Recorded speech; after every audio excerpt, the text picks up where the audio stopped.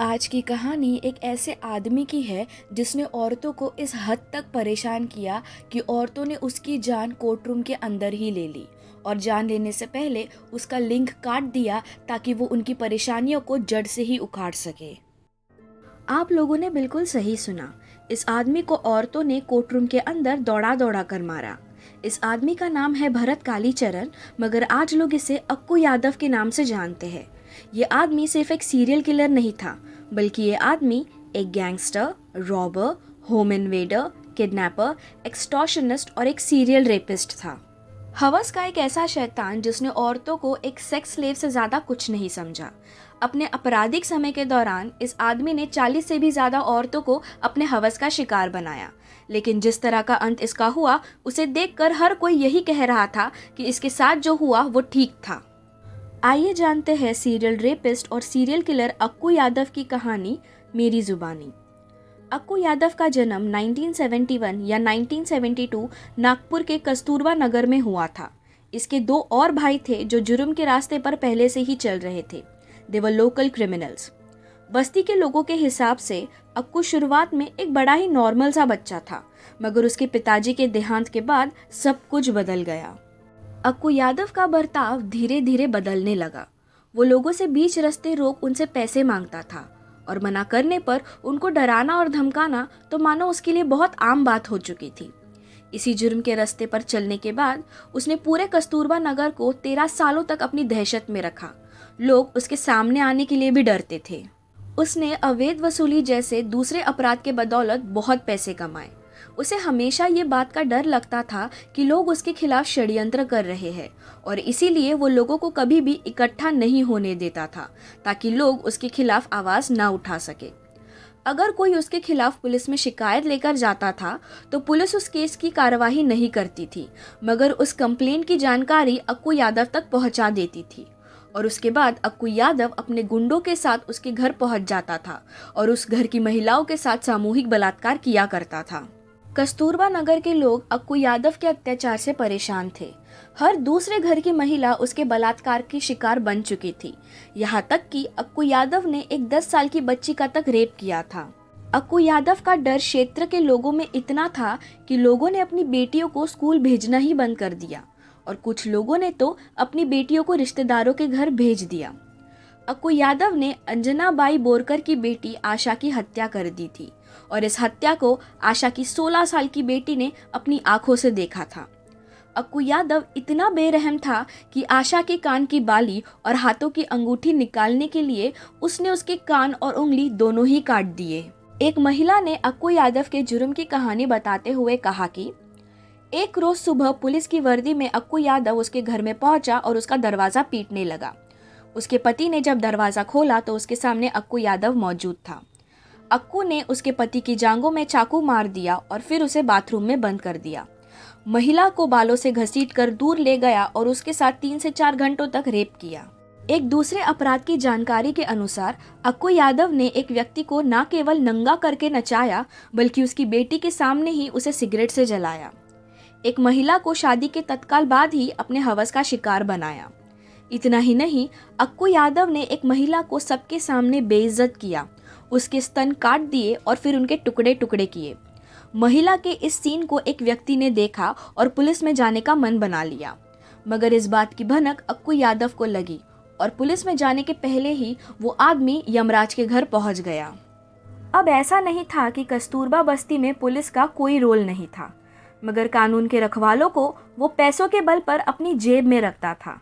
जब कोई इंसान उसके खिलाफ पुलिस के पास शिकायत करता था तो वो उस शिकायत पर कार्यवाही नहीं करते थे, बल्कि उस शिकायत करने वाले का नाम और पता अक्कू यादव तक पहुंचा देते थे, जिसका नतीजा ये होता था कि अक्कू यादव अपने गुंडों के साथ न केवल उस शिकायतकर्ता को मारता था, बल्कि उनके घर की महिलाओं के साथ बलात्कार भी करता था। उसने अपने आपराधिक जीवन में 3 खून किए थे और तीनों की लाशों को रेलवे ट्रैक में फेंक दिया था, मगर जुर्म का यही रास्ता अब उसके गले का फंदा बनता जा रहा था। दरअसल उन दिनों एक लड़की उषा नारायण अपनी छुट्टियां मनाने के लिए कस्तूरबा नगर में रहने के लिए आई थी। हालांकि उसके घर वाले नहीं चाहते थे कि वो वहां रहे, लेकिन लड़की की जिद थी, इसीलिए घर वाले भी मान गए। लड़की के पड़ोस वाले घर में अक्कू यादव अपने साथियों के साथ वसूली करने के लिए पहुंचा। उस घर में तोड़फोड़ की और परिवार वालों को धमकाया। जब वो लोग चले गए तब उषा उनके घर गई और वहां के लोगों को अक्कू यादव के खिलाफ पुलिस में शिकायत करने के लिए कहा, लेकिन अक्कू यादव के डर से उन लोगों ने ऐसा नहीं किया। इसके बाद उषा खुद ही एक शिकायत पत्र लेकर पुलिस के पास पहुंच गई।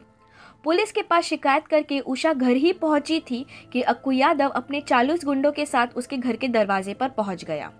उसके हाथ में एक तेजाब की बोतल भी थी। उषा ने अपने घर का दरवाजा अंदर से बंद कर लिया। अक्कू यादव और उसके साथी जोर जोर से दरवाजा पीटने लगे। उषा ने पुलिस को कॉल किया और वो पुलिस का इंतजार करने लगी, लेकिन अक्कू यादव का हैवानियत भरा नंगा नाच जारी था। पुलिस नहीं आई। अक्कू उस महिला को गाली दे रहा था, धमकी दे रहा था और कह रहा था कि जब तुम मिलोगी तो तुम्हारा बहुत बुरा हाल होगा। सामूहिक बलात्कार तो कुछ भी नहीं, तुम्हारे चेहरे को तेजाब से नहला दिया जाएगा। अक्कू यादव के लोग उस महिला के घर का दरवाजा तोड़ने लगे। तब उस महिला ने अपने घर का गैस सिलेंडर का नॉब खोल दिया और अक्कू यादव से कहा कि अगर किसी ने भी घर के भीतर कदम रखने की कोशिश भी की तो वो गैस सिलेंडर में ब्लास्ट कर देगी।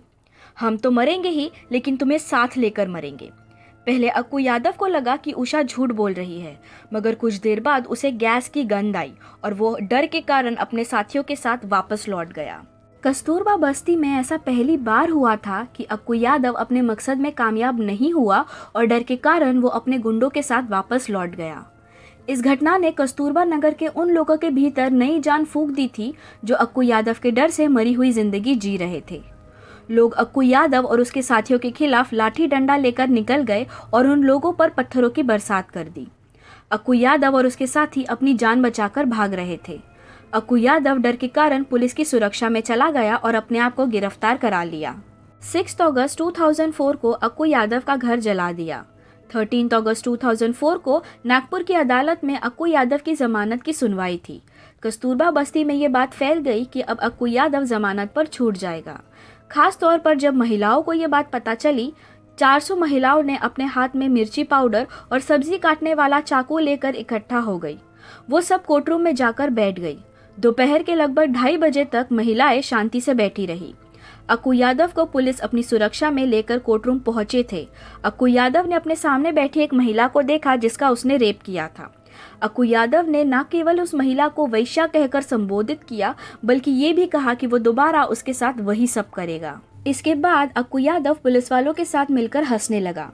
वो महिला गुस्से से भर गई और अपनी चप्पल उठाकर अक्कू यादव को पीटने लगी और उस महिला ने ये साफ साफ कहा कि अब इस दुनिया में तू और मैं एक साथ नहीं रह सकते।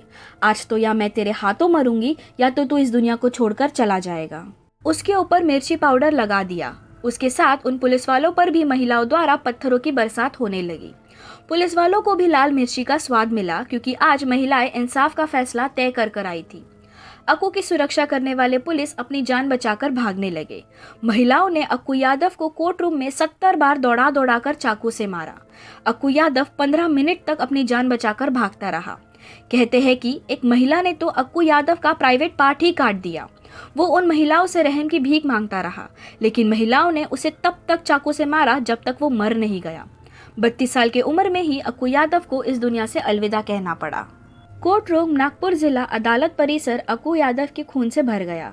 उसके बाद वो सारी महिलाएं अपने अपने घर वापस लौट गई। पुलिस ने अक्कू की डेड बॉडी को कब्जे में ले लिया और कस्तूरबा बस्ती में से 5 महिलाओं को गिरफ्तार कर लिया। इतना ही नहीं, पुलिस ने कुछ अन्य महिलाओं और पुरुषों के साथ उषा नारायण को भी उठा लिया। गिरफ्तारियों के विरोध में लोग सड़कों पर उतर आए और उन्होंने थाने का घेराव किया। 200 महिलाओं ने अक्कू यादव के मौत की जिम्मेदारी अपने ऊपर ली। लोगों के दबाव में आकर पुलिस को उषा नारायण को जमानत देनी पड़ी और आगे चलकर सबूतों के अभाव पर 2012 में कोर्ट ने उषा को इस केस से रिहा किया। इस तरह 6 महिलाएं 30 पुरुषों को भी रिहा कर दिया गया। साल 2014 तक सभी लोग रिहा हो गए और इस तरह अक्कू यादव की दहशत भरी जिंदगी से कस्तूरबा बस्ती के सभी लोग आज़ाद हो गए। कोर्ट रूम में जो भी हुआ वो कानून के हिसाब से गलत था, मगर औरतें ऐसा करने के लिए क्यों मजबूर हुई, ये सवाल ज्यादा मायने रखता है।